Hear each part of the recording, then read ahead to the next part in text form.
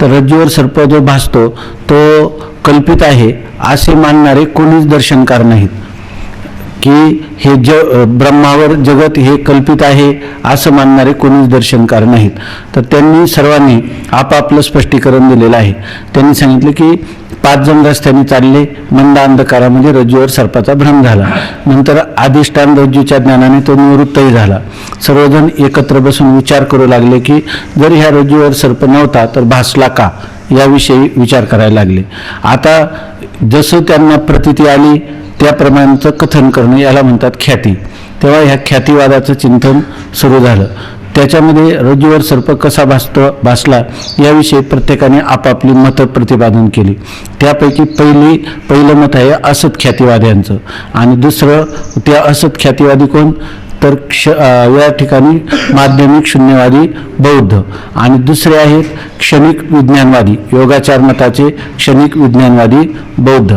तर त्या दोघांनी की जे शास्त्र मानत नाही किंवा वेदाला प्रमाण मानत नाही, आपल्या स्वतंत्र बुद्धीने विचार करून हा रज्जूवर सर्प कसा भासला याविषयीचं स्पष्टीकरण करीत आहेत. तर ते स्पष्टीकरण करताना त्यांनी सांगितलं की त्यांचा शून्यवादी बौद्धांचा मुळातच सिद्धांत असा आहे की हे सर्व कार्यरूप असणारं जगत हे शून्य आहे, म्हणजे तत्वतः नाहीच आहे. नंतर त्याचं कारण असणारं जे कोणी अज्ञान तुम्ही म्हणता ते अज्ञान सुद्धा नाहीच आहे, आणि हा सर्व जगदरूपी भ्रम ज्याच्यावर होतो ते जे अधिष्ठान आहे त्याचंही अस्तित्व किंवा सत्ता नाही, म्हणजे सर्वम शून्यम शून्यम, सर्व काही शून्य आहे, सर्व असत आहे, वंध्यापत्राप्रमाणे असत आहे असं त्यांनी सांगितलं. आणि त्यामुळं हे सर्व जे तुम्हाला जगत भासतं ह्या जगताचं मूळ तत्व काय आहे, शून्य आहे.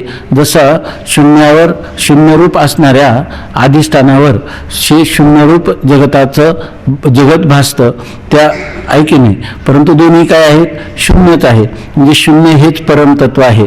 तसंच या ठिकाणी ज्या रज्जूवर सर्प भासतो तो सर्पही शून्य आहे आणि तो रज्जू सुद्धा शून्य आहे. म्हणून जगामध्ये सद्वस्तू म्हणून कोणतीही नाही असं त्या असत ख्यातिवाद्यांनी सांगितलं.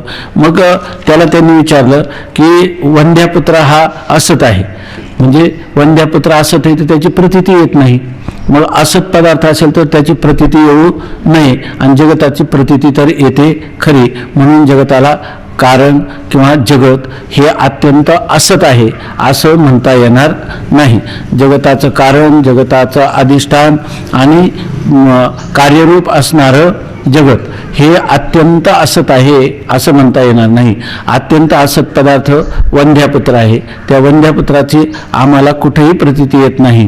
त्याप्रमाणे या ठिकाणी आम्हाला सर्पाची प्रतीती सुद्धा येऊ नये, आणि प्रतीती तर येते खरी असं त्यांनी सांगितलं. कोणी हा जो पुढचा आहे योगाचार मताचा क्षणिक विज्ञानवादी बौद्ध, त्यांनी सांगितलं ज्या अर्थी प्रतीती येते त्या अर्थी त्या पदार्थाला असत असं म्हणता येणार नाही. मग आता तू सांगायची संगती कोणती, तो योगाचार मताचा जो क्षणिक विज्ञानवादी सांगतो की सर्प बाहेरही नाही, सर्प कुठे आहे, आत आहे, आपली बुद्धीच काय करते, त्या सर्पाचा आकार धारण करते. सर्प म्हणून बाहेर कोणताही पदार्थ नाही. मग आपली ती बुद्धीचं स्वरूप काय आहे, त्या बुद्धीला ते म्हणतात विज्ञान, आणि त्या विज्ञानाचं स्वरूप कसं आहे, क्षणिक, म्हणजे एका क्षणात त्या बुद्धीची उत्पत्ती होते, दुसऱ्या क्षणात स्थिती असते, तिसऱ्या क्षणात तिचा लय होतो.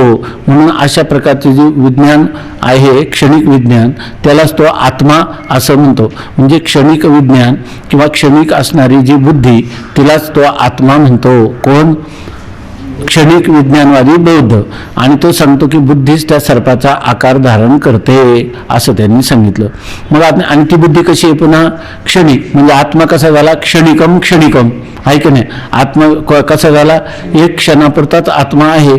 मग त्यांनी सांगितलं की हे झालं कोणाचं मत, क्षणिक विज्ञानवादी बौद्धाचं मत. याला कोणती ख्याती म्हणतात, आत्मख्याती. आत्माच काय करतो, आत्मा म्हणजे क्षणिक विज्ञान हाच आत्मा असून तोच सर्पाचा आकार धारण करतो. बाहेर सर्प तत्वतः नाहीच आहे, म्हणजे क्षणिक विज्ञानाला तो आत्मा मानतो आणि तो आत्माच आपल्याला सर्परूपाने भासतो, क्षणिक विज्ञान.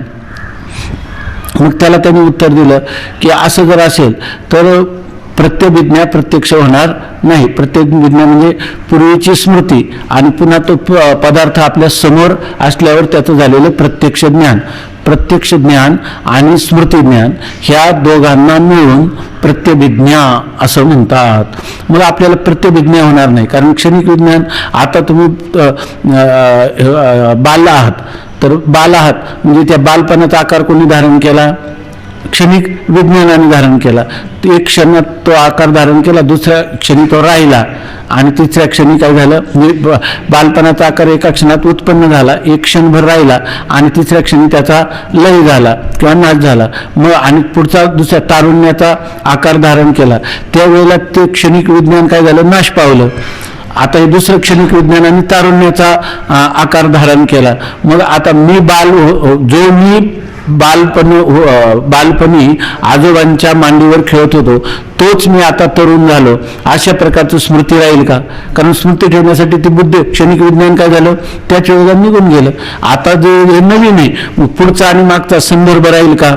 राहणार नाही. जेव्हा तरुणाचा वृद्ध झाला त्यावेळेला जो नातवांना मांडीवर खेळतो, त्यावेळेला जो मी नातू म्हणून आजोबांच्या मांडीवर खेळत होतो तोच मी आता लहान बालकांना किंवा नातवांना माझ्या मांडीवर खेळवित आहे. अशा प्रकारचं त्याला प्रत्यभिज्ञा प्रत्यक्ष होतं की नाही. आता मी नातवांना खेळीत आहे, पण कोण? जो आता मी कोणता आहे? जो बालपणी खेळत होतो तोच मी आहे. अशा प्रकारचं क्षणिक विज्ञान जर त्याच वेळेला नाहीचं झालं, त्याला बालपणाची स्मृती आणि आता प्रत्यक्ष ज्ञान ह्या दोन्हींचं सामंजस्य किंवा समन्वय त्याच्या ठिकाणी होईल का? होणार नाही. कारण क्षणिक विज्ञानाला तुम्ही म्हणता आत्मा. याचा आणि होतं की नाही, आपल्याला प्रत्यभिज्ञा प्रत्यक्ष होते की नाही, पूर्वीचं स्मरण पण आहे की नाही, आणि आता ज्याचं आपल्याला स्मरण आहे तोच विषय आपल्या समोर आहे की नाही, आणि आपल्याला त्याचं स्मरण पण होतं, पण स्मरण होता कामा नाही, आणि होतं तर खरं. याचा अर्थ तुमचंही मत योग्य नाही. क्षणिक विज्ञानाला आत्मा मानून, बरोबर ना, आणि ते क्षणिक विज्ञानच सर्पाचा आकार धारण करतं असं म्हणणं योग्य नाही. म्हणून या ठिकाणी हे जे मत आहे, कोणतं?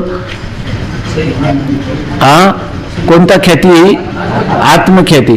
असत ख्याती मत आला. जसं दूषण तुम्ही दिलं तसं तुमचं मत सुद्धा काय आहे?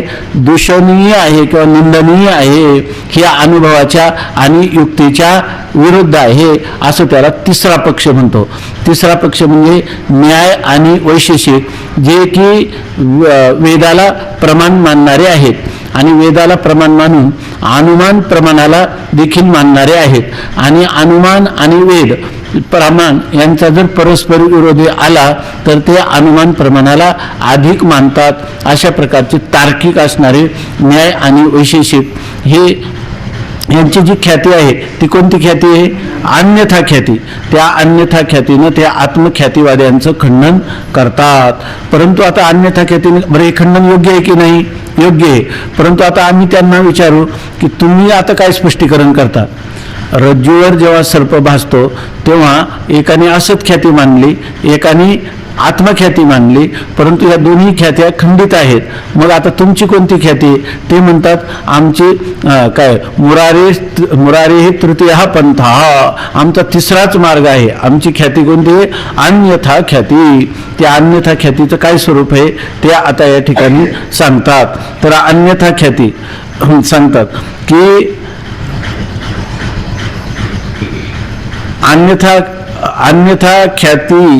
अन्यथा ख्यातीवाद्यात प्राच्य नैयायिक आणि नव्य नैयायिक असे दोन भेद असून ते थोड्या भेदाने अन्यथा ख्यातीच मानतात. आता ही जी अन्यथा ख्याती आहे, ठीक आहे ना, सगळे सावध आहे ना.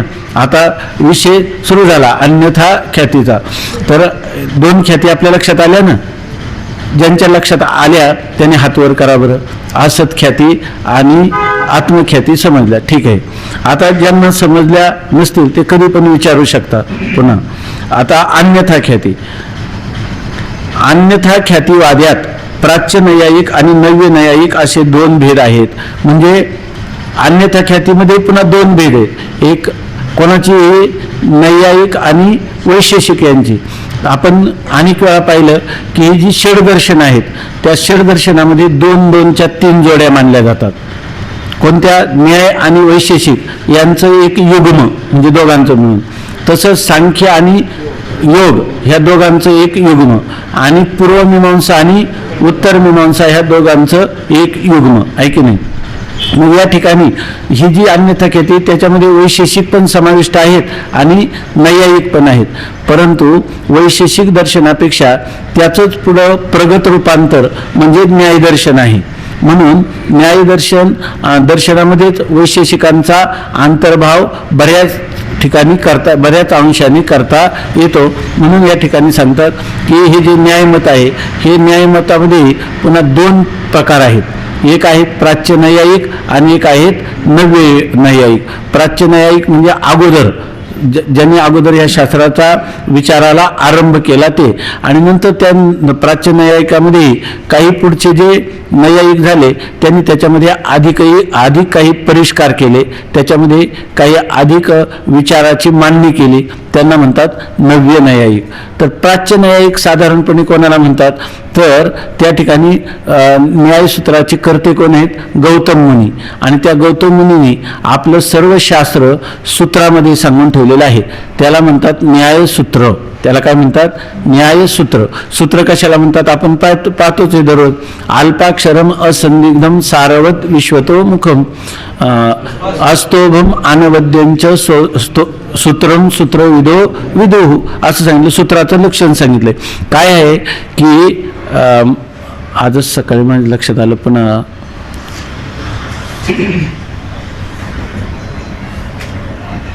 हां काही लोक हे जे सगळे दर्शन आहेत ना आपली, प्रत्येकाची वैशेषिक सूत्र आहेत, न्यायसूत्र आहेत, नंतर योगसूत्र आहेत, सांख्यसूत्र आहेत, पूर्वमीमांसा सूत्र आहेत आणि उत्तर मीमांसा म्हणजे वेदांत सूत्र किंवा ब्रह्मसूत्र अशी सूत्र आहे प्रत्येक दर्शनाची. ती कशासाठी आहेत, तर त्यांनी शास्त्र खूप व्यापक आहे, परंतु शास्त्राचे मूळ सिद्धांत जे आहे ते जतन करण्यासाठी ते सूत्ररूपाने लिहिले जातात. मग त्याच्यावर तुम्ही पुन्हा पुन्हा विचार करून त्या सिद्धांताचं तुम्ही जतन करू शकता. पण अगोदर पुढच्या काळामध्ये सगळा विस्तार काही लोकांना पाहायला वेळ नसतो, किंवा सगळा विस्तार करत असताना त्याचं मूलभूत जे काही त्यांचा सिद्धांत आहे त्या सिद्धांताचाच आपल्याला अवगम किंवा ज्ञान यथार्थ होत नाही. त्यासाठी त्या ग्रंथकर्त्यांनी सूत्ररूपाने लिहून ठेवलं. त्यामुळं आजही ही सगळी सूत्र जी आहेत तर ती प्रचलित आहेत, आणि त्यामुळे ती दर्शनं जी आहेत त्या दर्शनाच्या परंपरा अव्याहत या ठिकाणी चालत आलेल्या आहेत. म्हणून कोणताही जर एखादा आपण विशेष ग्रंथ निर्माण केला तरी आपल्याला सूत्ररूपाने तो ग्रंथ सांगता आला पाहिजे, त्याचं मूळ सूत्र काय आहे ते आपल्याला सांगता आलं पाहिजे. म्हणून या ठिकाणी सूत्ररूपाने लिहिलेले. तर ह्या गौतम हे न्यायदर्शनाचे कर्ते आहेत, त्यांनी ही न्यायसूत्र लिहिलेली आहेत. तेव्हा न्यायसूत्राला मानणारे ज्या परंपरा आहेत तर त्यांना काय म्हणतात, प्राच्य नैयायिक असं म्हणतात.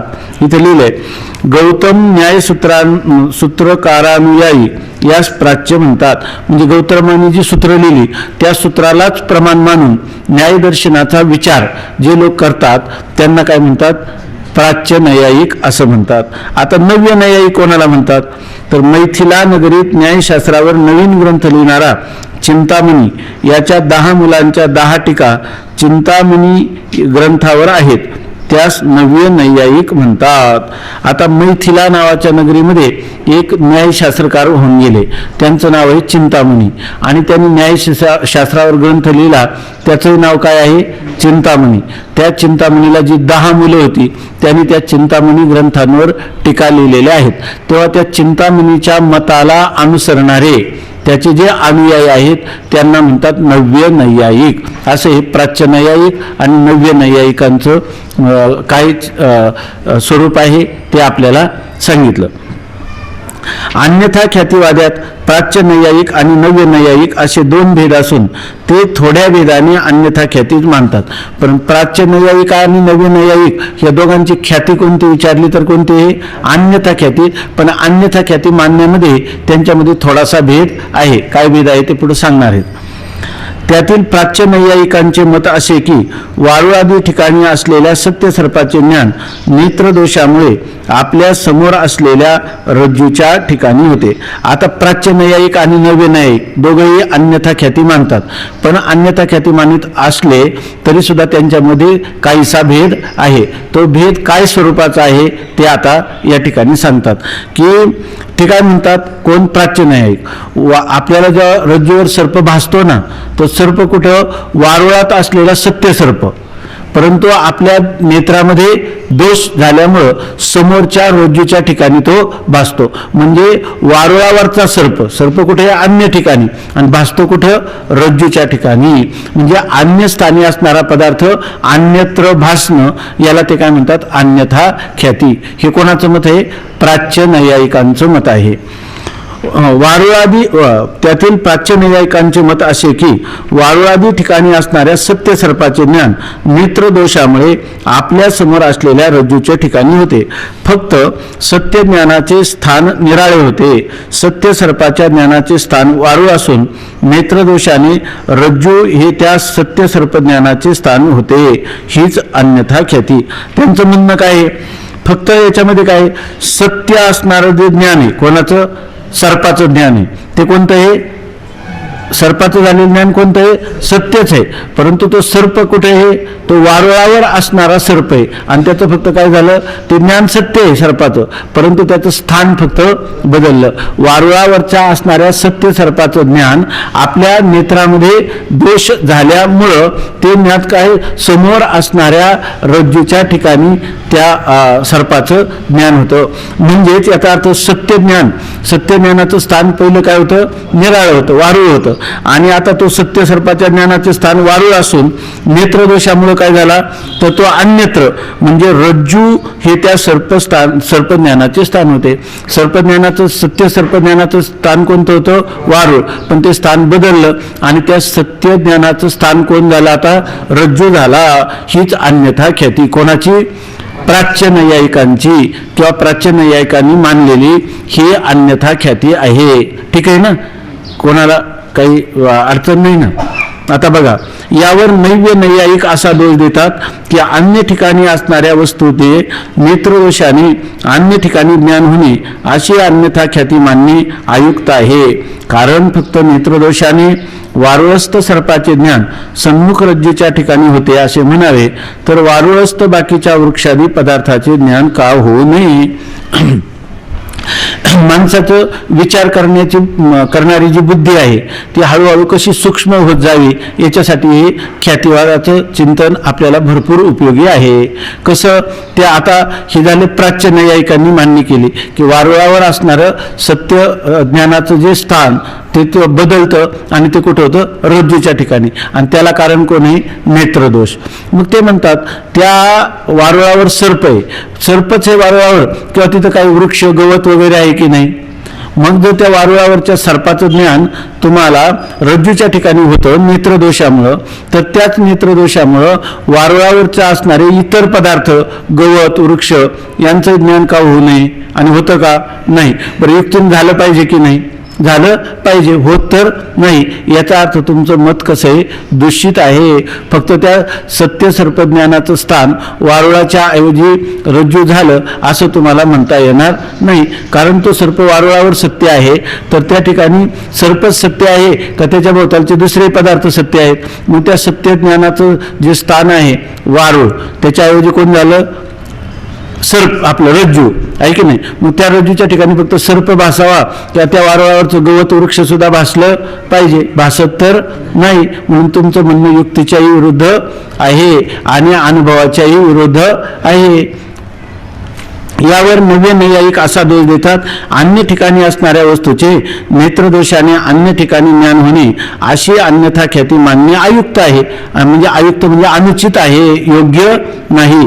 कारण फक्त नेत्रदोषाने वारुळस्थ सर्पाचे ज्ञान सन्मुख रज्जूच्या ठिकाणी होते. नेत्रदोषामुळे वारुळस्थ म्हणजे वारुळामध्ये स्थित असणारा जो सर्प त्याचं ज्ञान कुठं होतं? नेत्रदोषाने सन्मुख आपल्या समोर पडलेल्या रज्जूच्या ठिकाणी होते असे म्हणावे. म्हणजे असं जर तुम्ही म्हटलं तर वारुळस्थ बाकीच्या वृक्षादी पदार्थाचे ज्ञान का होऊ नये, तर वारुळावर असणारे वृक्षादी पदार्थ आहेत त्यांचंही ज्ञान आपल्याला झालं पाहिजे. आता वास्तविक दोषाने नेत्राचे सामर्थ्य कमी, एकमेकाला कसं उला न देतात, टोन न देतात, किंवा त्याला कसं टोचून बोलतात, त्याच्या बुद्धीचं वैगुण्य किंवा त्रुटी कशी काढायची ज्यावेळेला आपण चर्चा करतो ना, विशेषतः आता जेव्हा नास्तिक लोक भेटतात आपल्याला, आपलं अंतकरण शास्त्रप्रमाणाविषयी सश्रद्धा असतं, मग असे लोक जेव्हा आपल्याला भोळेपणामध्ये म्हणतात, तुम्ही भोळे भाबडे असं म्हणतात, त्यावेळेला त्यांच्या मताचं आपल्याला खंडन करता आलं पाहिजे ना. तर ते खंडन करताना कशा प्रकारच्या युक्ती योजायच्या, हे करत बसायचं अशातला भाग नाही, परंतु आपण बुडते हे जन न देखावे डोळा येतो कळवळा म्हणून या, म्हणून जेव्हा आपण त्यांच्याबरोबर चर्चा करतो त्यावेळेला त्यांच्या मताचंही खंडन करता आलं पाहिजे. ते खंडन करण्याची रीती आपल्याला कशी असावी याची, त्यांचं जे चाललेले संवाद आहे हे आपल्याला मार्गदर्शक आहेत. म्हणून या ठिकाणी ह्या प्राच्य न्यायिकाचं खंडन नव्य न्यायिकांनी करत असताना तो असं म्हणतो की एक तर वारुळस्थ सर्पाचं बरोबर दुसऱ्याही पदार्थांचं आपल्याला ज्ञान व्हायला पाहिजे. आणि दुसरी गोष्ट तुम्ही म्हणतात कशामुळे घडलं, तर हे प्राच्य न्यायिक सांगतात नेत्रदोषामुळं घडलं. आता जर नेत्रामध्ये दोष निर्माण झाला तर आपल्याला जवळ समोरचा पदार्थ सुद्धा दिसत नाही, किंवा एकाचे दोन दिसतात, कारण का नेत्रामध्ये दोष झाला, आहे की नाही. नेत्रामध्ये दोष झाला म्हणून नेत्रामध्ये जेव्हा दोष होतो त्यावेळेला आपल्याला समोर, आता मला स्पष्ट दिसत नाही, डोळ्यामध्ये दोष निर्माण झाला तर मला या अक्षरे जी ते अस्पष्ट दिसायला लागतात, का तर नेत्रामध्ये दोष. आणि मग जर मला नेत्रामध्ये दोष आणि मला साता समुद्रात पहिलीकडचं जर चांगल्या प्रकाराने दिसायला लागलं, वस्तू दिसायला लागल्या, कशा दिसतात, मी नेत्रामध्ये दोष. अरे नेत्रामध्ये दोष झाला तर नेत्राचं सामर्थ्य काय होतं, कमी होतं. आणि इथं काय झालं, वाढलं, वारुळावरचा साप, इथं जवळचा साप दिसेना, तुडून जातो, आणि तिथं काय म्हणायला लागला, वारुळावरचा सर्पाचं ज्ञान झालं. फक्त काय झालं, स्थान बदललं. सत्य ज्ञानाचं फक्त काय, सत्य सर्पज्ञानाचं फक्त काय स्थान बदललं. असं म्हणणं आपल्याला योग्य वाटतं का, हे योग्य वाटत नाही. असा दोष कोण देतो, नव्य न्यायिक प्राच्य न्यायिकाला दोष देतो, आणि त्याचं म्हणणं युक्तीच्या अनुभवाच्या विरुद्ध आहे असं सांगतो. तो कसा बोलतो बघा, वास्तविक दोषाने नेत्राचे सामर्थ्य कमी व्हावे. दोष असला तर नेत्राचं सामर्थ्य वाढतं काय का कमी होतं. दोषरहित नेत्रास पडद्याच्या पलीकडील वस्तू दिसत नाही. अहो जर माणसाला दोष नसला डोळ्यामध्ये तर या भिंतीच्या पलीकडचं दिसत नाही. पडदा जर मध्ये आला तर पडद्याच्या पलीकडे दिसत नाही, त्याला काय नेत्रात दोष असतो काय. दोष नसून सुद्धा भिंती किंवा पडद्याच्या पलीकडची वस्तू दिसत नाही. ही निर्दोष नेत्राची स्थिती, आणि प्राच्यन्यायिक नेत्रात दोष मानून भित्त्यादी प्रतिबंध असताही वारुळस्थ सर्पाचे ज्ञान सम्मुख रज्जूच्या ठिकाणी मानतात, पण दोषाने सामर्थ्य वाढते असा अनुभव नाही, म्हणून प्राच्यमत असंगत आहे. आता त्याला म्हणतात, जर पडद्याच्या पलीकडचं दिसत नाही अशी निर्दोष नेत्राची स्थिती आहे, तर तुमचं तर काय, नेत्रामध्ये दोष आहे आणि वारुळावरचा सर्प आहे, मध्ये किती घरं आणि किती भिंती, आणि त्याच्या पलीकडचं तुम्हाला काय होतं, ज्ञान होतं. ऐक नाही, कोणत्या, वारुळस्थ सर्पाचं. आणि ते होतं कशाने, नेत्रामध्ये सदोषता आल्यामुळं किंवा सदोष नेत्रामुळं घडतं. दोष नसताना जर माणसाला पडद्याच्या पलीकडचं दिसत नाही आणि तुमच्या डोळ्यात दोष झाला आणि तुमच्या डोळ्याने काय झालं की भिंतीच्या पलीकडे असणाऱ्या ज्या वारुळस्थ सर्पाचं ज्ञान त्याला होतं, असं म्हणणं म्हणजे तुम्ही तुमच्या बुद्धीचं दिवाळं काढलं नाही का. ऐक नाही, हे लहान मुलासारखं तुमचे केवळ या ठिकाणी बडबड नाही का, हे म्हणणं काय, तुमचं म्हणणं काय, फक्त वाणीने काहीतरी बोलता किंवा तुम्हाला मुखमास्थिती वक्तव्य, देवाने तुम्हाला तोंड दिलं म्हणून तुम्ही वाटेल तसे बळायला लागले, असं कोण म्हणतो, अन्यथा ख्यातीवादी. पण कोणता, अन्यथा ख्याती मानणारा नव्य नैयायिक. हा कोणाला उद्देशून बोलतो, प्राच्य नैयायिकाला.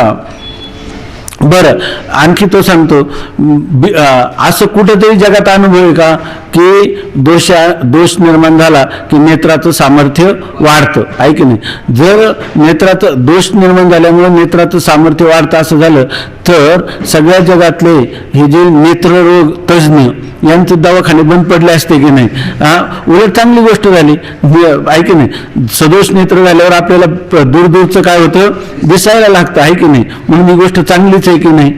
मग नेत्र विशारदांचे दवाखाने बंद झाले असते की नाही असं म्हणतो. बरं, हे समजा या दोघांची चाललेली चर्चा आहे, तुम्ही आम्ही याचे श्रोते आहेत, आहे की नाही, तर ही गोष्ट आपल्याला पटते की नाही. तसंच जेव्हा त्याला तद्विद्य संभाषा म्हणतात, जेव्हा दोघांचा वादविवाद चालू असतो तेव्हा तिथं बसलेले जे इतर लोक असतात त्यांना कोणता सिद्धांत बुद्धीवर आरूढ होईल, तर जे मत खंडित असेल त्याचा स्वीकार होणार नाही.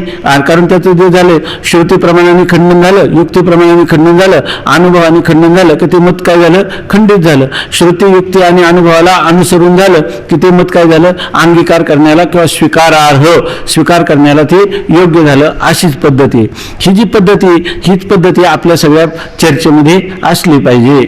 तर सांगतात, नेत्रात दोष मानून भित्यादी प्रतिबंध असताही वारुळस्थ सर्पाचे ज्ञान सन्मुख रज्जूच्या ठिकाणी मानतात. नेत्रात दोष आहे आणि वारुळस्थ सर्पाचं ज्ञान कुठं मानतात, सन्मुख असणाऱ्या रज्जूच्या ठिकाणी मानतात. पण दोषाने सामर्थ्य वाढते असा अनुभव नाही, म्हणून प्राच्यमत असंगत आहे.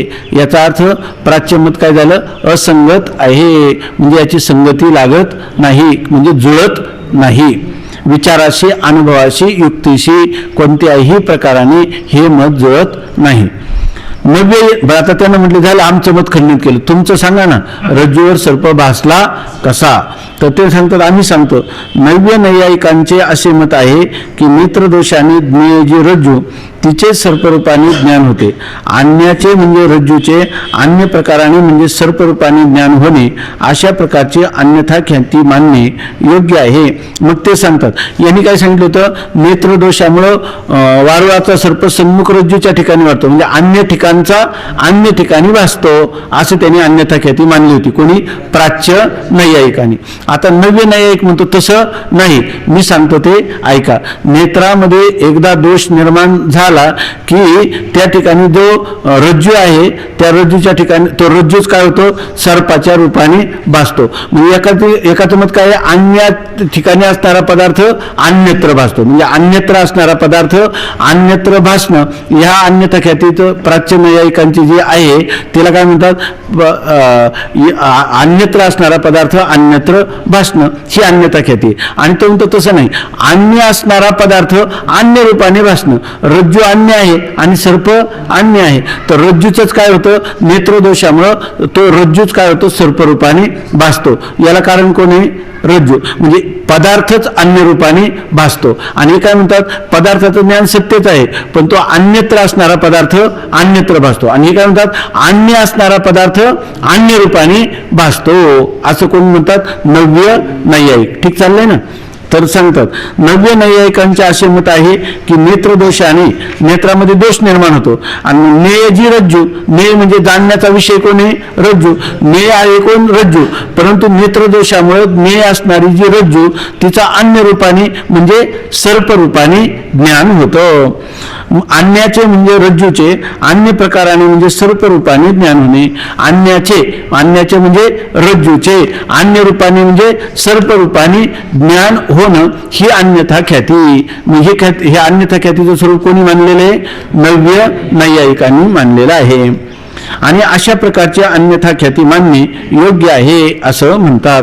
हे कोणी, चिंतामणी आणि चिंतामणीची 10 मुलं की ज्यांनी चिंतामणी ग्रंथावर स्वतः व्याख्यान लिहिलेलं आहे, हे अशा प्रकारचे अन्यथा ख्याती मानतात. म्हणजे नव्य नैयायिकांचीही अन्यथा ख्याती आहे, प्राच्य नैयायिकांचीही अन्यथा ख्याती आहे. आणि त्या दोन अन्यथा ख्यातीमध्ये थोडासा भेद आहे. तो भेद कोणता, नेत्रदोष दोन्ही ठिकाणी मानतात, परंतु नेत्रदोषामुळं इतरत्र असणाऱ्या पदार्थाचं इतरत्र ज्ञान होतं किंवा अन्यत्र असणाऱ्या पदार्थाचं अन्यत्र ज्ञान होतं, असे मानणारे प्राच्य नैयायिक आहे. आणि नेत्रदोषामुळं अन्य असणाऱ्या पदार्थाचं अन्य रूपाने ज्ञान होतं, अशी मानणारी अन्यथा ख्याती ही नव्य नैयायिकांची आहे. ठीक आहे ना.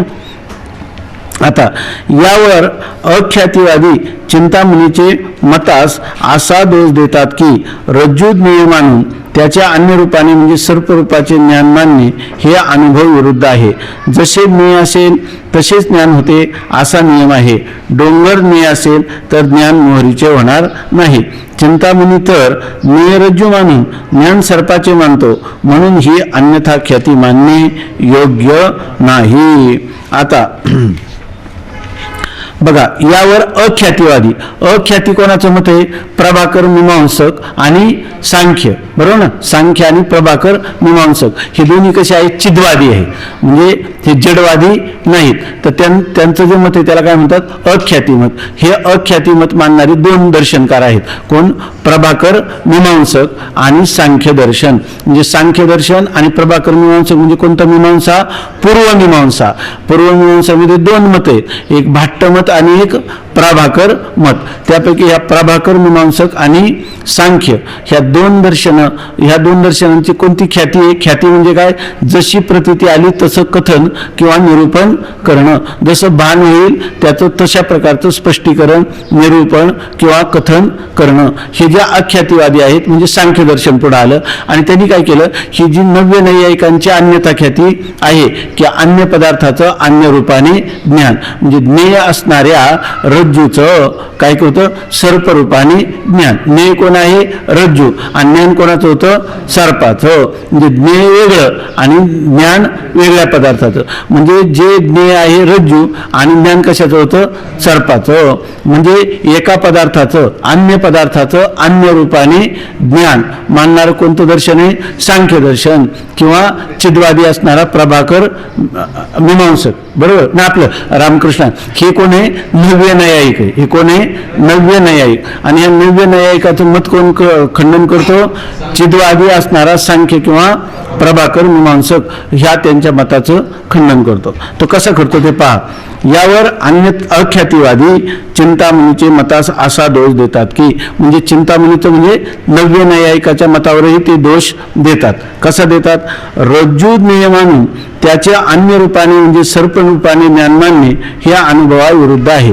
म्हणजे ज्ञेय म्हणजे ज्ञानाचा विषय समोर कोण आहे? रज्जू. आणि त्याचं ज्ञान अन्य रूपाने म्हणजे सर्प रूपाने होणं, अशा प्रकारची जी संगती आहे कोणत्या? नव्य नैयायिकांची, ही संगती अनुभवाच्या विरुद्ध आहे असं सांगतात. का? कारण का? जसं ज्ञेय असेल समोर तसंच त्याचंच ज्ञान होईल. ज्ञेय आहे रज्जू आणि ज्ञान झालं सर्पाचं, असं कधी होत नाही. हे अनुभवाच्या विरुद्ध आहे. कसं? जर आपण डोंगर पाहिला तर डोंगरावर मोरीचं ज्ञान होईल का? किंवा मोरीचं समोर आहे ज्ञेय आणि डोंगर दिसेल का? तिथं जो ज्ञेय पदार्थ असेल त्याचंच ज्ञान होईल की नाही? तुम्ही काय म्हणतात? ज्ञेय पदार्थ मानता वेगळा आणि त्याच्यावर होणारं ज्ञान मानता वेगळं. हे तुमचं म्हणणं बरोबर आहे का? नाही. बरं, असं कोणाला अनुभव आहे का? जसं ज्ञेय असेल तसं ज्ञान होतं, हा सगळ्यांचा काय आहे? अनुभव. आणि तुम्ही मात्र असे की तुम्ही म्हणता ज्ञेय आहे रज्जू आणि ज्ञान झालं सर्पाचं, असं तुम्ही मानता. अन्य पदार्थाचं अन्य रूपाने झालेलं ज्ञान हे तुमच्या अन्यथा ख्यातीवाद्यांचं म्हणजे नव्य नैयायिकांचं मत. हे मत सुद्धा दूषित आहे, ते अनुभवाच्या विरुद्ध आहे. जसे ज्ञेय असेल तसेच ज्ञान होते असा नियम आहे. डोंगर ज्ञेय असेल तर ज्ञान मोरीचे होणार नाही आणि चिंतामणी तर ज्ञेय, परंतु हे चिंतामणी जे आहेत नव्य नैयायिक ते तर काय म्हणतात? चिंतामणी तर ज्ञेय रज्जू मानून, ज्ञेय कोणी म्हणतात? रज्जू. आणि ज्ञान सर्पाचे मानतो. ज्ञेय आहे रज्जू आणि ज्ञान होतं सर्पाचं. म्हणून ही अन्यथा ख्याती मानणे योग्य नाही. म्हणून अन्यथा ख्याती मत सुद्धा काय आहे? खंडित आहे. असं कोण सिद्ध करतो? सांख्य आणि प्रभाकर मीमांसक. ठीक आहे ना? आता यानंतर मग आता झालं तुमचं जर म्हणणं, आमचं म्हणणं तुम्हाला पटत नाही, त्याचं तुम्ही खंडन करता. मग हा रज्जूवर सर्प भासला कसा याचं स्पष्टीकरण तुम्ही तरी द्या, ऐकी नाही. आमचं चुकलं पण तुम्ही तरी सांगा, ऐकी नाही. आणि जोपर्यंत तुम्हाला सिद्ध करता येत नाही तोपर्यंत मग काय आमचंच मत मानलं पाहिजे. नसेल तर तुम्ही तरी सिद्ध करा, नाहीतर आमचा तरी सिद्धांत माना. आता हे आख्यातीवादी काय म्हणतात बघा. आख्यातीवाद्याचे असे मत आहे की ज्यावेळी रज्जूच्या ठिकाणी सर्पभ्रम होतो त्यावेळी अंतःकरणाची वृत्ती नेत्रद्वारा बाहेर निघून रज्जू देशापर्यंत जाते. तेथे रज्जूशी वृत्तीचा संबंध होऊन प्रथम रज्जूचे इदम म्हणजे हे काहीतरी पडले आहे असे सामान्य रूपाने ज्ञान होते आणि त्याच वेळी पूर्वी पाहिलेल्या सर्पाच्या ज्ञानाची स्मृती होते. म्हणजे रज्जूचे इदम रूपाने सामान्य ज्ञान, पण ते प्रत्यक्ष, आणि सर्पांशामध्ये स्मृती, अशी प्रत्यक्ष आणि स्मृती ही दोन ज्ञाने मिळून हा सर्प आहे असे एकच ज्ञान भासते. आता बघा, हे जे स्पष्टीकरण करतात कोण? अख्यातिवादी. तर हे स्पष्टीकरण आपल्याला अधिक जवळचं आणि निर्दोष आहे असं वाटतं, कारण त्यांचं स्पष्टीकरणही अधिक त्यांनी वस्तुनिष्ठ सांगण्याचा केलेला एक अयशस्वी प्रयत्न आहे. म्हणून त्या ठिकाणी आपल्याला बरोबर वाटतं की बा हे ठीक आहे, पण आपल्याला हे जेव्हा आपल्याला तर खरं तर असे ज्या वेळेला खरं तर असं आहे की ज्या वेळेला आपल्याला तो शून्यवादी बौद्ध असत ख्याती सांगतो त्यावेळेला आपल्याला पडतं, आत्मख्याती सांगतो त्यावेळेला पडतं, अन्यथा ख्याती सांगितलं का त्यावेळेला पडतं, आणि त्याचं खंडन झालं का खंडनही आपल्याला पडतं, आणि त्याचं मंडन सुद्धा आपल्याला पडतं, आहे की नाही? कारण आपण स्वतंत्र बुद्धीने जास्त विचार करतच नाही.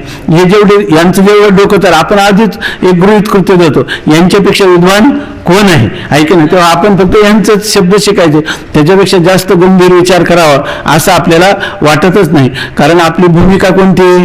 की आपली भूमिका ही वेडीला सासर आणि माहेर दोघं सारखंच असतं, आहे की नाही? त्यामुळं तर आता आख्याती सांगतो, आख्यातीवादी सांगतो. आख्यातीवाद्याचे असे मत आहे की ज्यावेळी रज्जूच्या ठिकाणी सर्पभ्रम होतो, आता तुम्हाला रज्जूवर सर्प, आता तो म्हणतो तुमचं स्पष्टीकरण सांगा, तो म्हणतो मी तुम्हाला सांगतो, शांत चित्ताने ऐकून घ्या. आता तो सांगतो ज्या वेळेला मनुष्याला रज्जूवर सर्पाचा भ्रम झाला, तो झालाच होता ना सगळ्यांना, आहे की नाही? आणि रज्जूचं ज्ञान झाल्यावर सगळ्यांचा भ्रम सुद्धा निवृत्त झाला, हाही सगळ्यांचा काही अनुभव. प्रश्न एवढाच झाला की रज्जूवर सर्प नव्हता तर मग सर्प भासला कसा? तो वारुळातून आला का नव्हता, तर तो बुद्धीने त्याचा आकार धारण केला की तो वारुळावरचा इथं आला, की अन्य असणारा रज्जू अन्य रूपाने भासला? हे सगळ्यांचं स्पष्टीकरण आता होतच आले. तसं याचं स्पष्टीकरण करताना तो सांगतो बरोबर आहे, रज्जूवर सर्पाचा भास झाला, पण रज्जूवर सर्प भासला तेव्हा प्रक्रिया कशी घडली ही त्याचं स्पष्टीकरण करून तो सांगतो की ज्यावेळी रज्जूच्या ठिकाणी सर्पभ्रम होतो त्यावेळी सर्पाचा भ्रम होतो, त्यावेळेला सर्पाचा भ्रम व्हायला अंतःकरण म्हणजे आतलं ज्ञानाचं साधन ते जर आतच राहिलं तर रज्जूवर सर्पाचा भ्रम होईल का? म्हणजे त्या अंतःकरणाच्या वरती बाहेर त्या रज्जू देशापर्यंत जावं लागेल की नाही? मग तो म्हणतो कसं होतं, मी तुम्हाला जरा बारकाईने सांगतो की या ठिकाणी ज्या वेळेला रज्जूवर सर्प भासला त्यावेळेला अंतःकरणाची वृत्ती, अंतःकरण आणि अंतःकरण वृत्ती याच्यामध्ये काय फरक आहे? अंतःकरण आत आहे आणि अंतःकरणाचा जेव्हा परिणाम होतो त्याला अंतःकरणाच्या परिणामाला काय म्हणतात? वृत्ती. अंतःकरण हे ज्ञानाचं साधन आहे आणि अंतःकरणाचा परिणाम जे अंतःकरणाची वृत्ती ती सुद्धा काय आहे? त्या अंतःकरणाचाच एक प्रकाशक परिणाम आहे. त्यामुळे त्या अंतःकरणाची वृत्ती काय करते? नेत्रेंद्रियाच्या द्वारा. तुला बाहेर जायचं झालं तर काही दरवाजा पाहिजे की नाही? तो दरवाजा कोणता आहे? नेत्रेंद्रिय. तेव्हा अंतःकरणाची वृत्ती नेत्रेंद्रियाच्या द्वारा बाहेर रज्जू देशापर्यंत जाते. रज्जू देशापर्यंत म्हणजे ज्या देशात ज्या ठिकाणी रज्जू पडलेला आहे तिथपर्यंत अंतःकरणाची वृत्ती जाते. तेथे रज्जूशी वृत्तीचा संबंध होऊन मग काय होते? वृत्ती काय करते? त्या रज्जूचा संबंध होतो. पण रज्जूचा संबंध झाला तर हा रज्जूच आहे असं ज्ञान होतं का? ज्ञान तर कोणतं होतं? सर्पाचं होतं. मग जेव्हा अंतःकरणाची वृत्ती इंद्रियद्वारा त्या रज्जू देशापर्यंत जाते त्या ठिकाणी प्रथम रज्जूचे इदम म्हणजे हे काहीतरी येथे पडले आहे असे सामान्य रूपाने ज्ञान होते. म्हणजे आपली वृत्ती रज्जू देशापर्यंत गेली, पण हा रज्जूच आहे असं जर ज्ञान झालं असतं तर सर्पाचा भ्रम झाला असता का? नाही. बरोबर आहे का? झाला नसता. मग तिथं ज्ञान तर झाले, रज्जू देशापर्यंत गेली, परंतु मंद अंधकार असल्यामुळं हा रज्जूच आहे असं ज्ञान झालं नाही. पण हे इथं काहीतरी पडलेलं आहे असं सामान्य रूपाने इदम किंचित, इथं काहीतरी पडलेलं आहे असं ज्ञान झालं की नाही? आणि ते ज्ञान प्रत्यक्ष झालं की नाही? कारण अंतःकरणाची वृत्ती नेत्रेंद्रियाच्या द्वारा रज्जू देशापर्यंत गेली आणि हे म्हणजे आपण काय म्हणतो अगोदर काय म्हणतो? इदम आपलं काय? इयम रज्जू, ही काय आहे? रज्जू आहे, दोरी आहे. तीन पदरी सुंभाचा दोर आहे असं आपण म्हणतो की नाही, तर तसं ही म्हणजे काय आहे, रज्जू आहे. आणि सर्पाचा भ्रम होतो तेव्हा काय म्हणतो, अयम सर्प, हा सर्प आहे. तर त्याच्यामध्ये एक सामान्य म्हणजे दोन्हीकडे सारखा असणारा अंश, हा सर्प आहे आणि ही रज्जू आहे. तर त्यातला इदम म्हणजे हे काही हा जो अंश आहे दोन्हीकडे आहे की नाही, तो कोणता अंश आहे, सामान्य. मग त्या सामान्याचं आपल्याला प्रत्यक्ष ज्ञान झालं की नाही, कोणता, इदम अंशाचं. म्हणजे पण कोणतं ज्ञान झालं, सामान्य ज्ञान झालं. जर ते हा रज्जूच आहे असं ज्ञान झालं असतं तर कोणतं ज्ञान झालं असतं, विशेष ज्ञान. आपल्याला ज्ञान झालं नाही का, झालं. पण विशेष ज्ञान झालं का, नाही. का सामान्य ज्ञान झालं, कोणत्या रूपाने झालं, इदम रूपाने सामान्य. ते प्रत्यक्ष आहे का भ्रम आहे, प्रत्यक्ष. ते कारण का, अगोदर तो इदम अंश तुम्हाला कळला रज्जूमध्ये आणि नंतर भ्रमनिवृत्त झाल्यावर हा अगोदर इदम रूपाने कोण कळला, सर्प, आणि नंतर काय कळला, रज्जू. परंतु इदम दोन्हीकडे सामान्य राहिलं की नाही, का त्याचा इदमचा बाद झाला नाही. इकडे रज्जूचा ज्ञान झालं तेव्हा सर्पाचा बाद झाला, पण इदमचा बाद झाला का नाही. म्हणजे हे ज्ञान तुमचं प्रामाणिक होतं का नाही, कोणतं, इदम रूपाने झालेलं ज्ञान. मग त्या ज्ञानाला तुम्हाला प्रत्यक्ष ज्ञान म्हणावं लागेल की नाही. मग आता जेव्हा रज्जूवर सर्पाचा भ्रम होतो तेव्हा आपल्या अंतकरणाची वृत्ती नेत्रेंद्रियाद्वारा कुठं रज्जू देशापर्यंत जाते आणि त्या ठिकाणी इथं काहीतरी पडलेलं आहे असं त्या रज्जूचं काय होतं, सामान्य रूपाने ज्ञान होतं. आणि एकदा सामान्य रूपाने ज्ञान झालं ना, पण आपल्याला स्पष्टीकरण कसे करायचे की हा रज्जू आहेच्या ऐवजी हा सर्प आहे असा भ्रम झाला. त्याच्यापैकी इदम अंशाचं स्पष्टीकरण झालं, सामान्य रूपाने ज्ञान झालं. परंतु सर्पाचं ज्ञान कसं काय झालं असं जर आपल्याला वाटत असेल तर त्याचंही स्पष्टीकरण करून पुढे सांगतात. आणि त्याच वेळी पूर्वी पाहिलेल्या सर्पाच्या ज्ञानाची स्मृती होते. आणि काय होतं, जेव्हा आपल्याला रज्जूचं सामान्य ज्ञान होतं त्याच क्षणी आपल्याला काय होतं, पूर्वी कुठेतरी वारुळामध्ये आपण सर्प पाहिला असेल त्या सर्पाचा आपल्याला काय होतं, स्मृती होते. पूर्वी पाहिलेले जे पदार्थ प्रत्यक्ष अनुभव केला त्याचं काय होतं, संस्कार आपल्या ठिकाणी राहतात आणि तो संस्कार काय होतो, उद्भूत होतो आणि आपल्याला काय होते, सर्पाची काय होते, स्मृती होते. म्हणजे पूर्वीचा जो सर्पज्ञानाचा संस्कार आहे, बरोबर ना, तो संस्कार काय होतो, आता उद्भूत होतो, असंच ना, तो उद्भूत होतो. आणि मग म्हणजे काय झालं, त्या सर्पज्ञानाची काय झाली, आपल्याला पूर्वीच्या सर्पाची काय झाली, स्मृती झाली. पूर्वी पाहिलेल्या सर्पाच्या ज्ञानाची स्मृती होते. म्हणजे रज्जूचे इदम रूपाने सामान्य ज्ञान, पण ते प्रत्यक्ष. आपल्याला होतं काय, रज्जूचं ज्ञान होतं पण कोणतं होतं, सामान्य. पण सामान्य ज्ञान पण कसं होतं, ते प्रत्यक्ष. आणि सर्पांशामध्ये स्मृती, आणि पुढे सर्पाचे भ्रम होतो ना आपल्याला, मग सर्प अंशामध्ये आपल्याला काय होतं, स्मृती ज्ञान होतं. पूर्वी पाहिलेल्या सर्पज्ञानाचे काय होते, पूर्वी पाहिलेल्या सर्पज्ञानाचा संस्कार उद्भूत होतो, जागृत होतो. म्हणजे त्याचा अर्थ काय, पूर्वी पाहिलेल्या सर्पाची काय होते, स्मृती. पण स्मृती प्रत्यक्ष आहे का, नाही. स्मृती ज्ञानाचा विषय परोक्ष असतो का समोर असतो, ज्याची स्मृती होते तो पदार्थ आपल्याला जवळ समोर असतो का दूर असतो, दूरच्या कालात दूरच्या देशात का, किंवा त्याला काय म्हणतो, व्यवहित असा असतो. आणि प्रत्यक्ष ज्ञानाचा विषय काय असतो, संविध असतो, अव्यवहित असतो, आहे की नाही. मग आपल्याला सर्पांशामध्ये काय म्हणायची, स्मृती, आणि इदमांशामध्ये काय म्हणायचं, प्रत्यक्ष ज्ञान.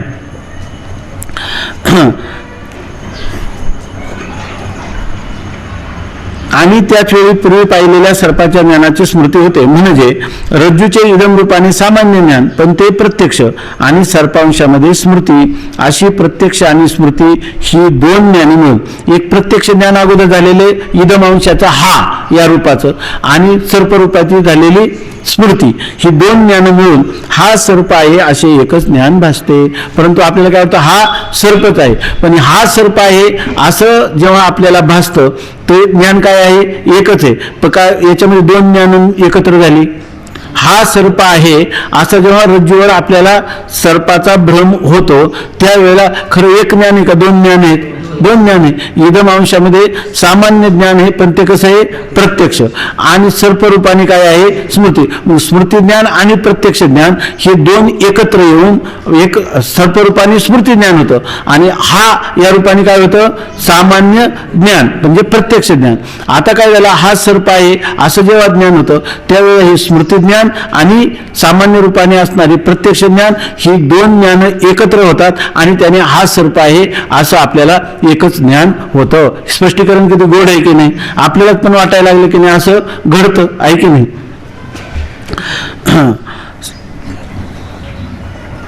एक भासण्याचे कारण पाहणारा म्हणजे प्रमाता, त्याच्या ठिकाणी भयकंपादी दोष, आणि प्रमाण जे नेत्र त्याच्या ठिकाणी मंदांधकारादी दोष असतात.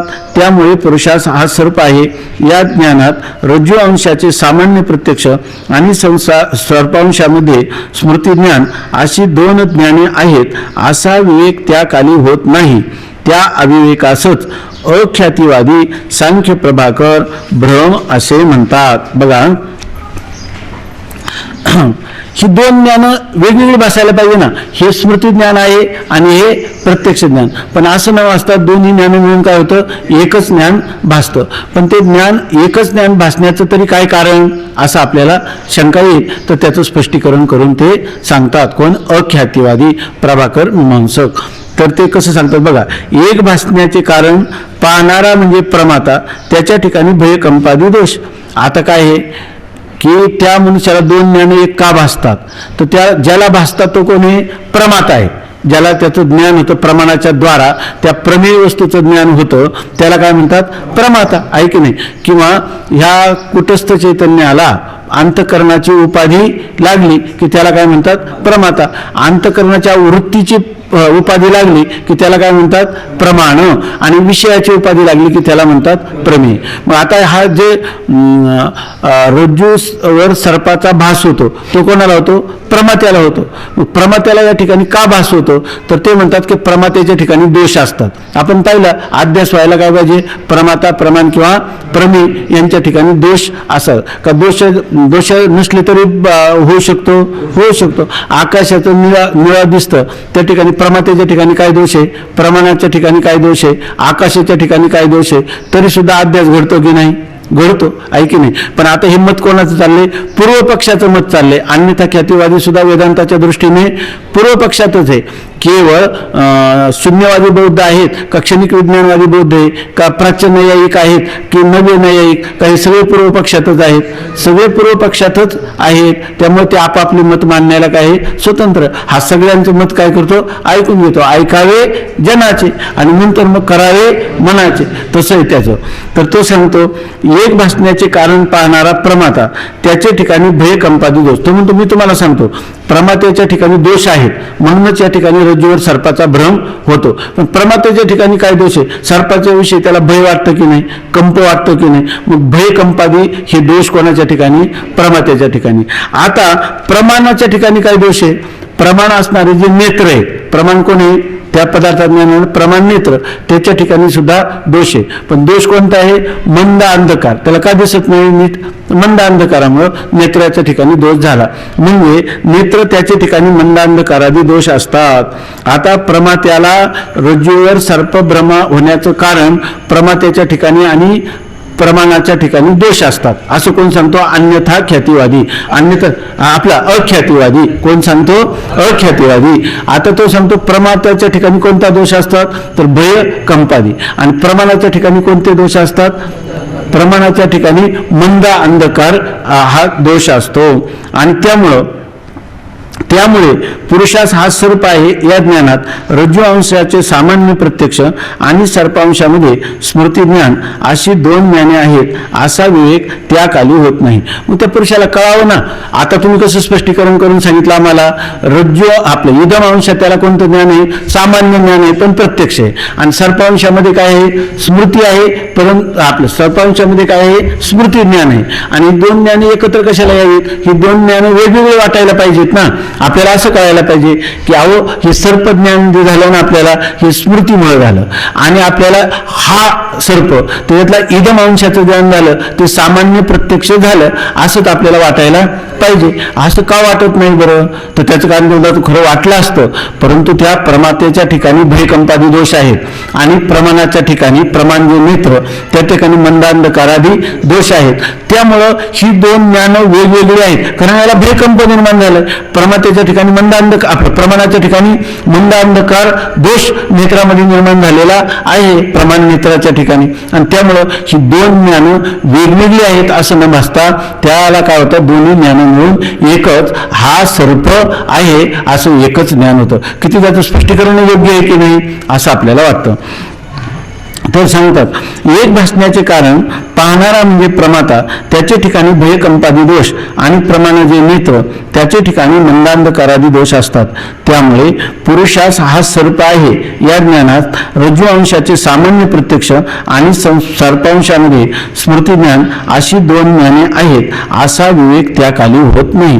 ज्या कालामध्ये आपल्याला रज्जूवर सर्पाचा भ्रम होतो त्यावेळेला प्रत्यक्ष सामान्य प्रत्यक्ष आणि स्मृतिज्ञान ही दोन ज्ञानं असतात. परंतु काय होतं की मनुष्याला भयकंपामुळं आणि मंदांधकारामुळे नेत्राच्या ठिकाणी असणाऱ्या दोषामुळं त्याला हा विवेक म्हणजे या दोन्हींचं वेगवेगळेपण पृथक्करण त्याचं विश्लेषण त्या बुद्धीला करता येत नाही, आणि तो काय म्हणतो हा सर्प आहे असे त्या.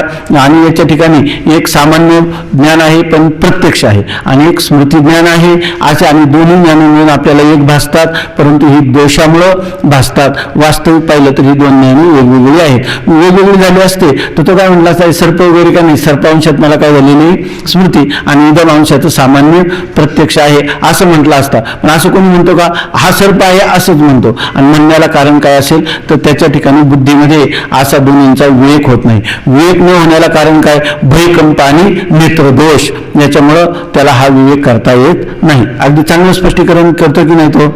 आता बघा, आणि त्या अविवेकासच अख्यातीवादी सांख्य प्रभाकर भ्रम असे म्हणतात. ते म्हणतात की हा विवेक होत नाही ना, कशामुळे होत नाही तर भ्रमामुळे होत नाही, म्हणजे त्यामुळं रज्जूवर सर्पाचा काय होतो, भ्रम होतो. अख्यातीवाद्यांनी भ्रम कशाला म्हटले की स्मृती ज्ञान आणि सामान्य ज्ञान यांचा विवेक किंवा यांचं पृथक्करण न करता येणं यालाच ते काय म्हणतात, भ्रम असं म्हणतात. त्यांच्या दृष्टीनं भ्रमाचं स्वरूप काय आहे, स्मृती ज्ञान आणि प्रत्यक्ष ज्ञान यांचं निवाडा, यांचं वेगळेपण न करता येणं याला ते काय म्हणतात, भ्रम. हे कोणाचं चाललंय चिंतन, सांख्य आणि प्रभाकर. बाळासाहेब झोपेत सुद्धा बरोबर उत्तर देतात. यावर सत्ख्यातीवादी असे दोष देतात की, आता हे झालं कोणाचं, अख्यातीवादीचं. आता अख्याती झाल्यानंतर पुढचं मत, किती मतं झाली आपली, किती ख्याती झाल्या, 3 ख्याती झाल्या, 4 ख्याती झाल्या. कोणकोणत्या झाल्या, असत्ख्याती, आत्मख्याती, अन्यता ख्याती आणि सत्ख्याती आणि अख्याती, ऐकी नाही, ही 4 मतं झाली. आता ह्या अख्यातीवाद्याचं मतावर कोण दूषण देतं, सत्ख्यातीवादी. कोण, सत्ख्यातीवादी. सत्ख्यातीवादी कोणाची, सत्ख्याती कोणाची, रामानुजाचार्यांची आहे. रामानुजाचार्यांच्या मताला कोणतं मत म्हणतात माहिती का, रामानुजाचार्य सुद्धा अद्वैत वेदांतीच आहेत. आपल्याकडे वेदांताच्या प्रमुख 4 शाखा मानल्या जातात. वेदांताच्या म्हणजे अद्वैताच्या, कशाच्या, अद्वैताच्या. तर कोणकोणत्या, एक रामानुजाचार्य, एक मध्वाचार्य, एक आपलं रामानुजाचार्य, वल्लभाचार्य, निंबार्काचार्य आणि भगवत पूज्यपाद शंकराचार्य, अशा हे सगळे अद्वैतीच आहेत. परंतु त्या अद्वैतामध्ये त्यांना अद्वैत नाव दिलं, परंतु हे 3 जे आहे ना, ह्या अद्वैताच्या गर्भात त्यांचं काय खरं द्वैतच आहे. 3 जणांचं खरं अद्वैत कोणाचं, फक्त शंकराचार्य किंवा भगवान व्यासाचार्यांचं अद्वैत आहे. मग त्या ठिकाणी हे जे रामानुजाचार्यांचं मत आहे त्या मताचं त्यांची जी ख्याती आहे त्याला कोणती ख्याती म्हणतात, सत्ख्याती असं म्हणतात. म्हणजे सर्व असत म्हणून कोणताही पदार्थ नाही, म्हणजे असत पदार्थ तर नाहीच नाही, परंतु सदसद विलक्षण अनिर्वचनीय सुद्धा कोणताच पदार्थ नाही. जे जे काय आहे ते सगळं सत्यच आहे, सगळं नित्यच आहे असं ते म्हणतात. हे जीव, जगत, ब्रह्म, स्वर्ग सगळं काय आहे, सगळं सत्य आहे असं त्यांचं म्हणणं आहे. आणि ते सत्य कार्यरूप पदार्थ ज्या मायेपासून निर्माण होतात ती माया सुद्धा काय आहे, सत्यच आहे. हे सत्ख्यातीवादी यांच्या पक्षाला म्हणतात विशिष्टाद्वैत. काय म्हणतात त्याला, रामानुजाचार्यांच्या पक्षाला काय म्हणतात, विशिष्टाद्वैत. नंतर निंबार्काचार्याच्या मताला काय म्हणतात, द्वैत सहिष्णू अद्वैत. काय म्हणतात, द्वैत सहिष्णू अद्वैत. आणि वल्लभाचार्यांच्या मताला म्हणतात शुद्ध अद्वैत. काय म्हणतात? शुद्ध अद्वैत. आणि शंकराचार्यांच्या अद्वैताला काय म्हणतात? केवल अद्वैत. त्याला काय म्हणतात? केवल अद्वैत, शुद्ध अद्वैत, नंतर विशिष्ट अद्वैत आणि द्वैत सहिष्णू अद्वैत. अशा प्रकारची 4 मते. आणि मध्वाचार्य जे तर ते काय म्हणतात? द्वैतच मानतात. हे म्हणतात अद्वैत, परंतु या ठिकाणी ते आता बराच विचार आहे, आता नको, 6व्या तरणानंतर किंवा आपल्यामध्ये कधी प्रसंगाने होईल. आता चाललं एवढंच लक्षात घ्या. ही 4 मतं तर माहीत झाली ना. तर यापैकी ही जी सत्ख्याती आहे, ही सत्ख्याती कोणाची आहे? रामानुजाचार्यांची आहे, किंवा ह्या मताला विशिष्ट अद्वैत असं म्हणतात. ठीक आहे ना? वाचू ना. आता बघा, यावर सत्ख्यातीवादी असा दोष देतात की सर्पांश स्मृती ज्ञान मानले तर केवळ स्मृतीपासून भय वाटणे किंवा पळणे होणार नाही. आता बघा, हा सत्ख्यातीवादी आहे ना, त्या कोणाला अख्यातीवाद्यांना कसा दोष देतो ते पहा. चांगलं एकाग्र होऊन पहा, किंवा तुम्हाला वाटलं बस झालं तर आपण पुरे करू. जर तुम्ही सावध असले तर एवढा परिच्छेद घेऊ. परिच्छेद म्हणजे फक्त एवढाच. कारण हे जे आता आपल्याला त्यांचं मंडन कळलं ना, त्यांच्या मताचं, तर खंडनही आपल्याला कळलं पाहिजे. मग त्याचं खंडन झालं, तुमचं काय मत आहे ते उद्या पाहता येईल, पण मग खंडन काय आहे तेवढं तर आता कळलं पाहिजे. तर ते म्हणतात, कारण आता चालू आहे प्रकरण, तर याच्यात लिंक लागून जाईल, आहे की नाही? साखळी आहे एक प्रकारची. यावर सत्ख्यातीवादी असा दोष देतात की सर्पांशा स्मृती ज्ञान मानले तर केवळ स्मृतीपासून भय वाटणे किंवा पळणे होणार नाही. आता सत्ख्यातीवादी एकदम आपल्या अनुभवाचं आपल्याला पटणार. आपल्याला तर ख्यातीमत फार अवघड आहे. अवघड काय नाही, सगळ्यात सोपं आहे. जसं घडतं तसं सांगितलंय, पण ते जसं सांगतात तसं आपल्याला कळतं पण आणि आपल्याला पटतं पण, आहे की नाही? पुढे सांगते ते सुद्धा आपल्याला कळतं पण आणि पटतं. मग प्रश्न काय आहे? पण शिवाय आपल्याला काय जबाबदारी का? तुमचं काय मत आपल्याला कोणी विचारणार आहे का? आपल्याला कोणीच विचारणार. त्यांची काय मतं एवढंच सांगायचं, 50 पैकी 50 मार्क मिळवायचे. याच्यापेक्षा काय आहे की नाही? ही काय अवघड गोष्ट नाही. तर यावर सत्ख्यातीवादी असा दोष देतात की सर्पांशात स्मृती ज्ञान मानले. तुम्ही काय म्हणतात? सर्पांशात स्मृती आणि विधमांशात काय? सामान्य प्रत्यक्ष, असं तुम्ही मानतात. तर सत्ख्यातीवादी म्हणतो तुम्ही असं मानता ना, सर्पांशात स्मृती. आणि जर सर्पांशात स्मृती मानली तर त्या सर्पाची जर स्मृती झाली, सर्पांशात फक्त स्मृतीच आहे असं म्हणलं, तर माणसाला भय आणि कंप होतील का? होणार नाही. समजा 10 वर्षापूर्वी मी एखादा वाघ पाहिला आणि त्यावेळेला माझी किती त्रेधा तिरपीट झाली असतील मलाच माहिती, आहे की नाही? आणि आता मी ते एकदम हातवारी करून सांगायला असा त्या वाघाने डरकाळी फोडली, समोर आला, काय सांग, मी काय घाबरतो का? आहे की नाही? सर्पाची स्मृती आली का नाही? पण त्यावेळेला माझी कशी झाली होती स्थिती मला माहिती आहे की नाही? पण आता सांगायला लागला तर तो 10 वर्षापूर्वीचा साप आपलं वाघ आठवल्यानंतर मला काय भयकंप व्हायला लागतात का? स्मृती ज्ञान झालं किंवा एखाद्या पदार्थाची स्मृती झाली तर लगेच भयकंप व्हायला लागतात का? हा काय म्हणतो? भयकंप होतात, आहे की नाही? स्मृती झाली का मग काय होतो? भयकंप होतो. आणि त्यामुळे ही 2 ज्ञान वेगवेगळी असताना त्यांचा विवेक किंवा पृथक्करण होत नाही. हे म्हणणं जर घेतलं तर अनुभवाच्या दृष्टीनं 10 वर्षापूर्वी चोर मला आडवे झाले, त्यावेळेला मला त्याचं स्मरण येतं आणि मी आता वाचता का तुम्हाला थरकाप व्हायला लागला, मला त्या चोरांचं काय झालं? स्मरण झालं. असं कुठेतरी आहे का? कुठं नाही. असं कुठं आहे? जे सायकिक आहेत, आहे की नाही, ज्याला मनोरोग नाही, ते त्यांना ते एखादा प्रसंग आला तरी आपण जणू काही तो प्रसंग डोळ्यापुढे उभा राहतो. तसे तर काय आपण मनोरुग्ण तर काय नाही, आहे की नाही? मग जर सामान्य माणसं काय मनोरुग्ण नाही, सगळे सार्वत्रिक जर पाहिलं तर त्यांना कधी असं होतं का एखाद्या पदार्थाचं स्मृती ज्ञान झालं आणि त्याने भयकंप निर्माण झाला? असं होत नाही. आणि यांनी काय सांगितलं? भयकंप मानले, पण अनुभवाच्या विरुद्ध आहे की नाही? स्मृती ज्ञान झालं आणि भयकंप झाले असं कधी होत नाही. हा आपल्या सर्वांचा काय आहे? अनुभव आहे. यावर सत्ख्यातीवादी असा दोष देतात की सर्पांशा स्मृती ज्ञान मानले तर केवळ स्मृतीपासून भय वाटणे किंवा पळणे होणार नाही. आता रोज जेव्हा आपल्याला सर्प भासतो तेव्हा आपण पळायला सुरुवात करतो की नाही? बरोबर आहे की नाही? आपल्याला भय वाटतं की नाही? साप सुद्धा त्याला म्हणता येत नाही. पण 10 वर्षांनी सापाची स्मृती झाली तर त्याला भय आणि कंप होतात काय? कुठं होत नाही. पूर्वी कधी अरण्यात वाघ पाहून कालांतराने घरात बसलेल्या पुरुषास त्याचे स्मरण झाले तर त्यास भय वाटत नाही किंवा तो पळतही नाही, असा अनुभव आहे. आपले एक ठरलेले अनुभवाचा आपलाप करता येत नाही. 10 वर्षापूर्वी पाहिलेल्या वाघाचं स्मरण झालं तर तो मनुष्य काय पलायन करायला लागतो का? त्याला भय वाटतंय का? त्याच्या शरीरावर रोमांचे कंप वगैरे होतात काय? होत नाही. हा सगळ्यांचा काय आहे? अनुभव आहे. मग आपल्या अनुभवाचं नाकारता येईल का? अनुभवाचा निषेध आपलाप करता येईल का? नाही. आणि सर्पज्ञानाच्या वेळी तर पाहणारा भय वाटून तो पळू लागतो. जर त्याला सर्पांशा स्मृती असेल तर तो त्याच्या ठिकाणी भय किंवा पलायन घडणार नाही. पण प्रत्यक्ष अनुभव पहा बरं, ज्या वेळेला माणसाला रज्जूवर सर्पाचा भ्रम होतो ते जर स्मृती ज्ञान असतं तर त्याच्या ठिकाणी भय, कंप आणि पलायन म्हणजे पळून जाणं, तिथून दूर पळणं, ह्या गोष्टी घडल्या असत्या का? नाही. आणि घडतात तर खऱ्या. रज्जूवर सर्पाचा भ्रम झालेला मनुष्य त्या ठिकाणी मला सर्पांशा स्मृती झाली असं म्हणतो का? काहीच विचार न करता पळायला सुरुवात करतो. तसं करील का जर स्मृती असेल तर? नाही करणार. म्हणजे तो स्मृती ज्ञानाचं विषयत्व त्याच्या ठिकाणी असेल तर तो पलायन करील का? करणार नाही. सर्पज्ञानाच्या वेळी तर पाहणाराच भय वाटून तो पळू लागतो, म्हणून सर्पांशात स्मृती मानणे योग्य नाही. मग आता बघा, तो काय म्हणलं? सर्पांशात स्मृती आहे आणि इदम रूपाने काय आहे? सामान्य प्रत्यक्ष.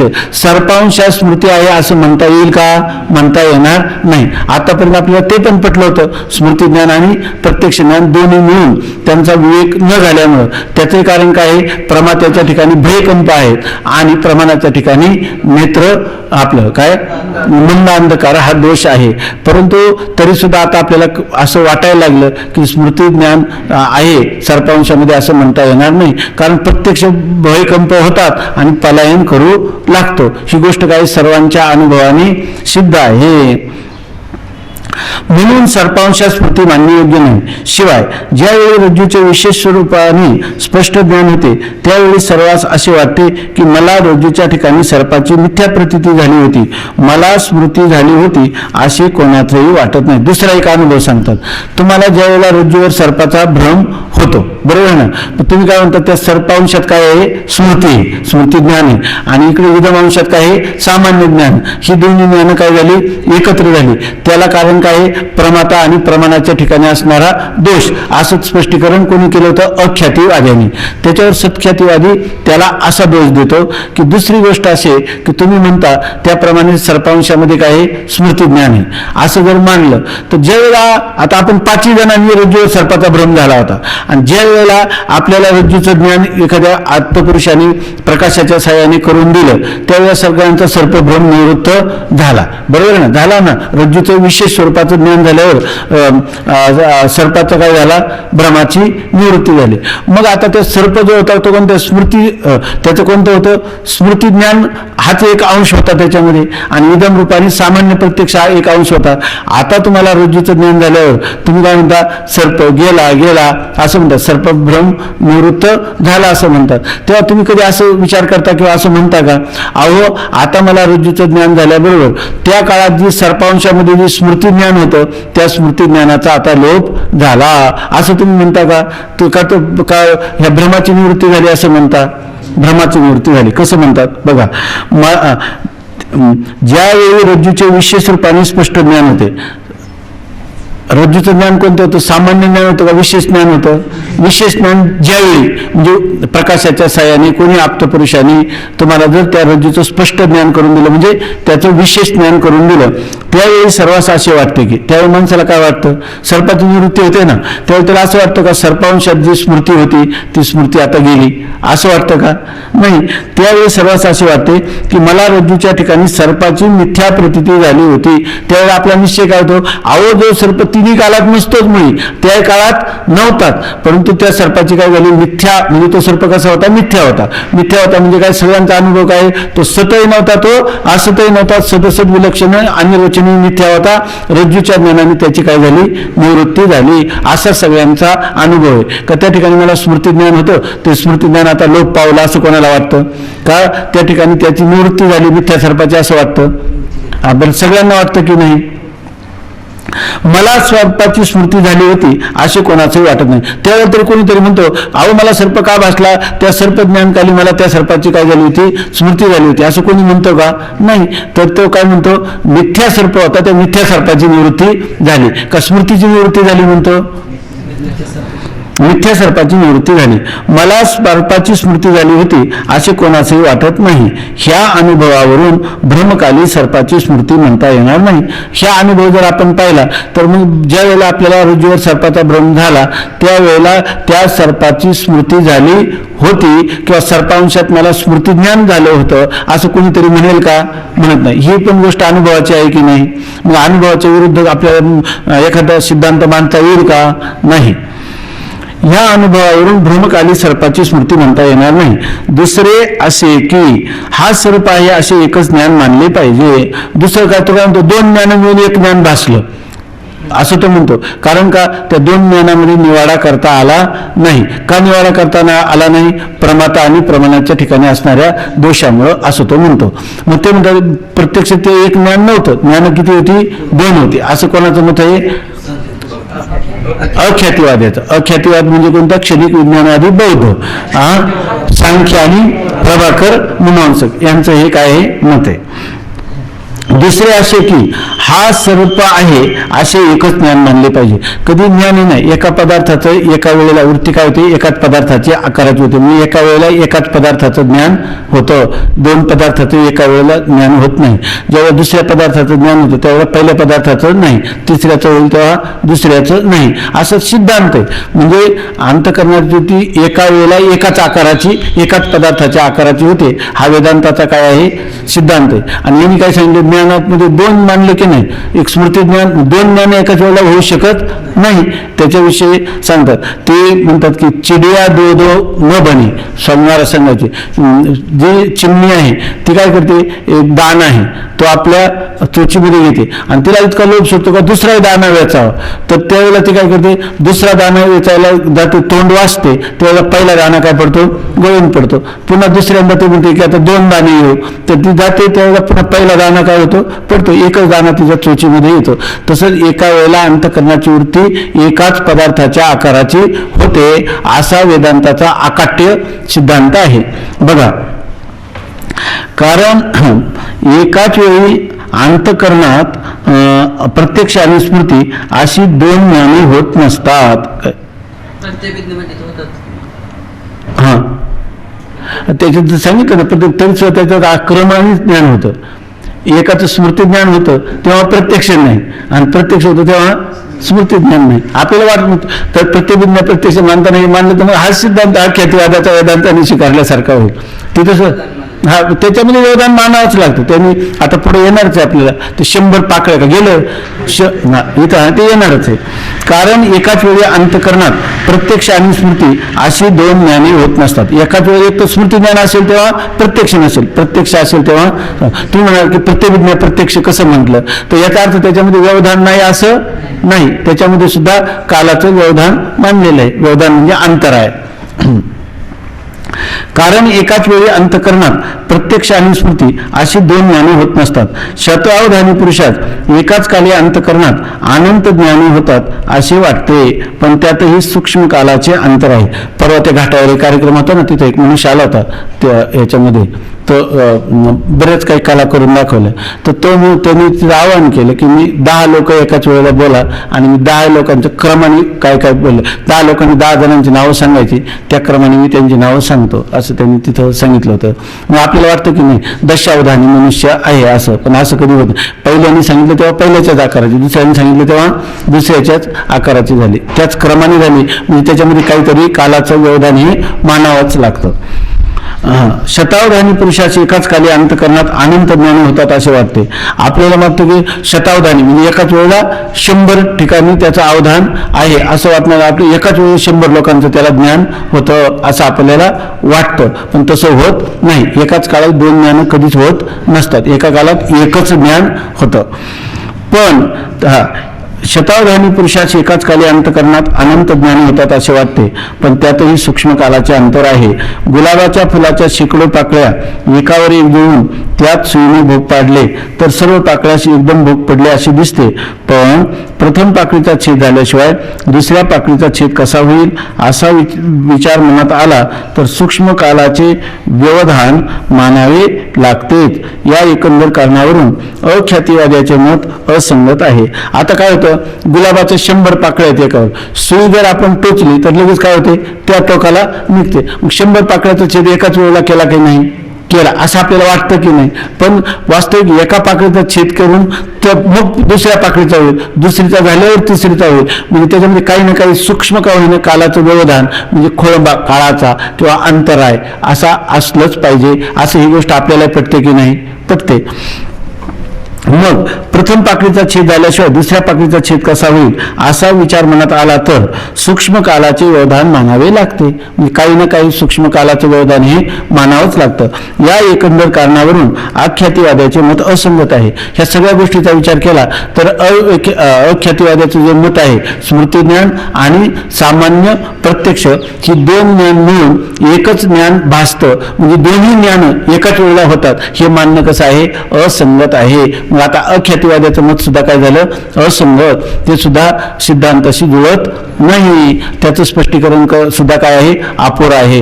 आणि हे कोणी त्याचं खंडन करणारा कोण आहे, सत्ख्यातिवादी. आणि हा सत्ख्यातिवादी कोण आहे, रामानुजाचार्य विशिष्ट अद्वैती. तेव्हा मग आता तुम्ही त्यांचं अख्यातिवादाचं मत खंडन करता तर तुमचं सत्ख्यातिवादाचं मंडन किंवा तुमचं सत्ख्यातिवादाचं समर्थन तुम्ही करा. तर आता सत्ख्यातिवादी पुढे सांगतो. पुंडलिक वरदा हरी विठ्ठल श्री ज्ञानदेव तुकाराम.